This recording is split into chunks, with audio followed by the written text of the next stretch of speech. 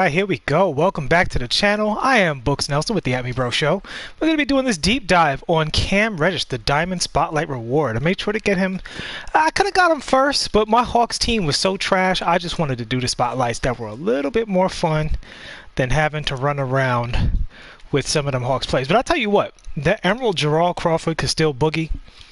And that pink diamond Christian Laettner, I'm not making an argument for what place he holds in the meta or anything, but that card has one of the best releases in the game for a big. Oh my goodness. But alright, let's get to it with Cam Reddish.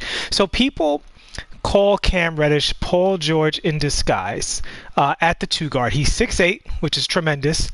And before we even get into, what's up Joey Blaze? Before we even get into his animations and all that stuff, the important thing about this card is no matter what I show you animation-wise, at the very least, as a defender and a catch-and-shoot card, this guy is going to be elite in both categories. So he's 6'8", Hall of Fame clamps and Intimidator, along with a bunch of other really great defensive badges. He has the gold chase down, defensive leader, pick dodger on gold, and pogo stick. So, I mean, honestly, that makes him probably a pretty cheesy defensive character. And then here's the other thing, which I like about him over, say, a Kevin Porter, if I recall. Hall of Fame quick first step, that's a given, but he also has that space creator and ankle breaker and bailout, all on gold or Hall of Fame, as well as handles for days and tight handles. So this card should be getting you some stumble animations as well. I see the chat is fired up. I'm going to holler at y'all in a second.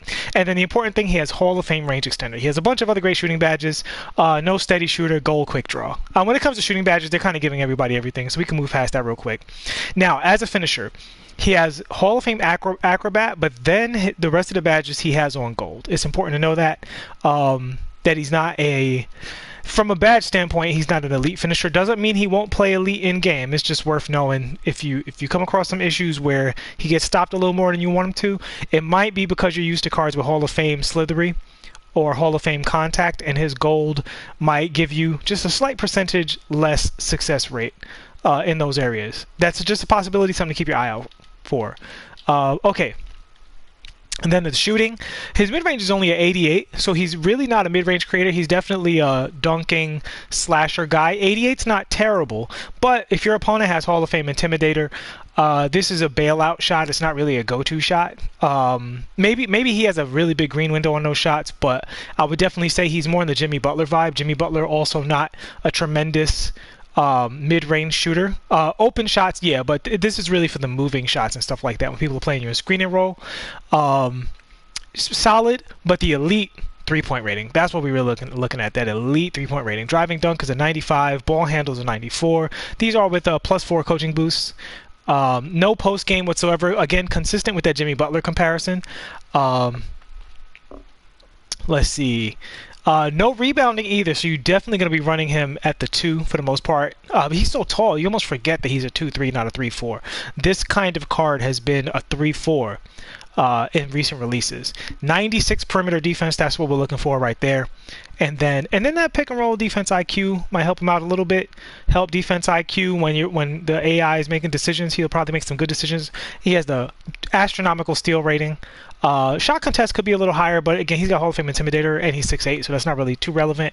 And a 99 speed, good lord. So, and 95 lateral quickness. So he is juiced up when it comes to the ratings and everything else. Spatial Jones, Carson Cruz, Dope D, Greg Smith. Welcome to the chat, guys. How y'all doing this Saturday? All right, so we're going to get right to it. Cam has a very good jumper.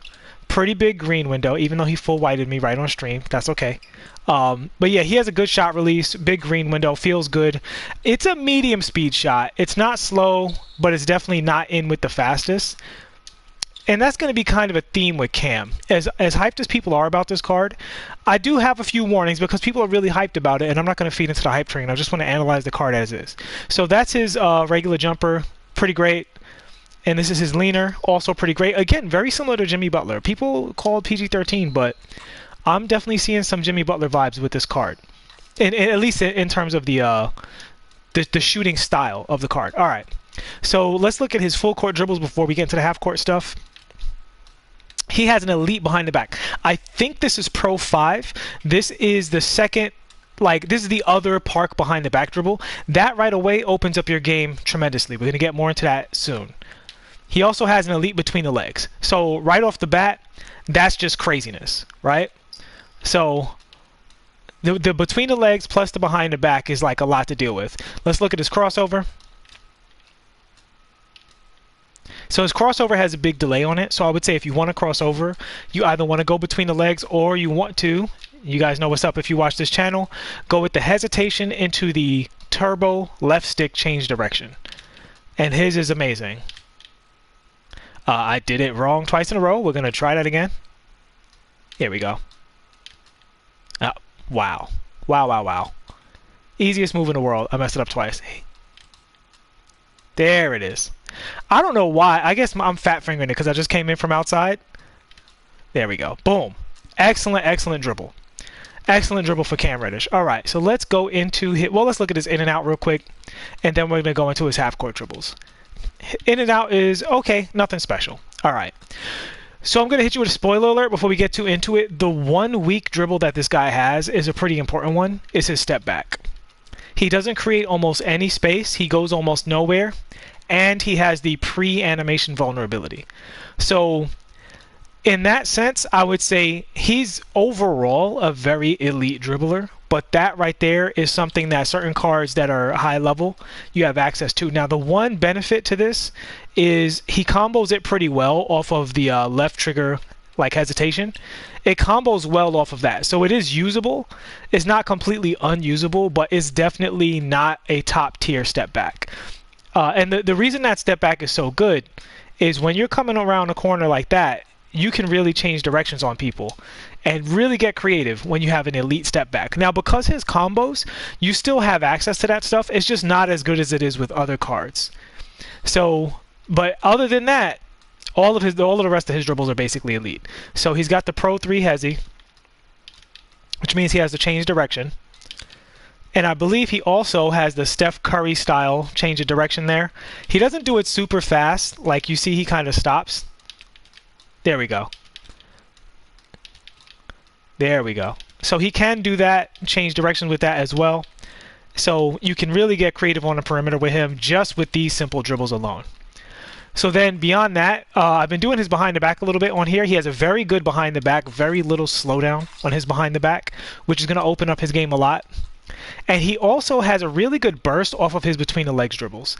Now, he doesn't have the fast between the legs dribble, but his explosion off of it is really, really, really fast. So that is definitely worth knowing. So let's see, what should we be looking at here? So that's his momentum. That's his momentum behind the back. Let's look at his momentum a few times.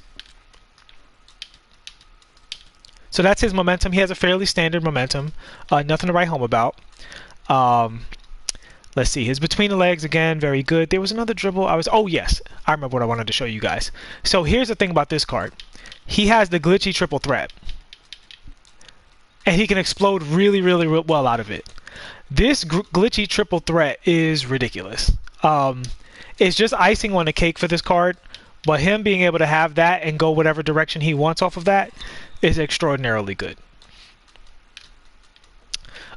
So you got his Hezi game, you got his change direction game, and then you've got his hop step game, which is very strong. At 6'8", he hop step dunks everything. I want to say it's not, let me see, is it as strong as Jimmy's? I don't know, because Jimmy Butler has a really, really strong hop step game. Yeah, it's not as strong as Jimmy's, but it's pretty good. It's pretty good. He dunks it most of the time off the hop step, almost no matter what direction you're coming from. He doesn't have the glitchiest hop steps in the world, but he has pretty good hop steps. So let's see here. So let's look at his layup packages a little bit. That's okay layup, not the best. We're going to look at a few more. Yeah, he has solid layup package. You definitely, with his dunk ratings, you're probably going to be looking to finish in the lane very strong most of the time. I would say even though he does have Hall of Fame acrobat, so let's look at his Euro step and see if that's worth it. Okay, so he's got the behind the back, almost Jamal Crawford style Euro step.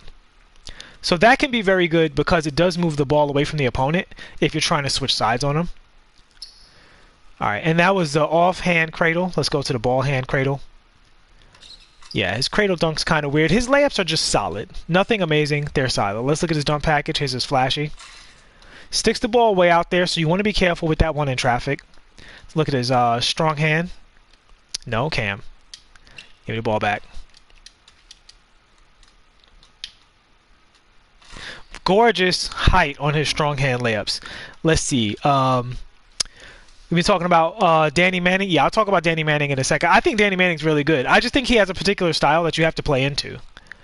But I think if you play into Danny Manning's style, he's really good. So we're going to look at some more Cam Reddish's dunk packages. Okay, he has a nice change to the weak hand dunk. That's very strong. And if you're new to this channel, you don't know why I'm doing this. Sometimes characters dunk weaker in one hand than they do in other hand. So it's worth it to actually look at their dunk packages and see if they have gathers on one side of their dunking.